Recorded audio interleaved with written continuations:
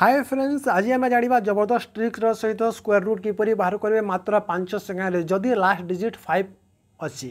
चलतु स्टार्ट करिया। फास्ट 5 रो स्क्वायर केते होची? 5 रो स्क्वायर होची 25 एवं 15 रो स्क्वायर केते हो? 5 रो पहला 5 रो स्क्वायर लिखि नेबे 25 एवं 1 अच्छी तार नेक्स्ट नंबर सहित मल्टीप्लाई कर नेबे। नेक्स्ट नंबर होची तार 2 सहित मल्टीप्लाई कर नेले 2 2 5 बाहरी जीव होची 15 रो स्क्वायर एवं जो अच्छी 35 रो स्क्वायर केते हो? पहला 5 रो स्क्वायर लिखि नेबे। 5 रो स्क्वायर होची 25 एवं ये जो अच्छी 3 रो तार नेक्स्ट नंबर की 4 सहित मल्टीप्लाई कर नेबे बोले तार बाहरी जीव 1 2 2 5 होची 35 रो स्क्वायर। नेक्स्ट 65 रो स्क्वायर किपरि बाहर करेबे? पहला फास्ट रो 5 रो स्क्वायर बाहर करे नेबे। 5 रो स्क्वायर होची 25 देन 6 रो नेक्स्ट नंबर सहित मल्टीप्लाई कर नेबे।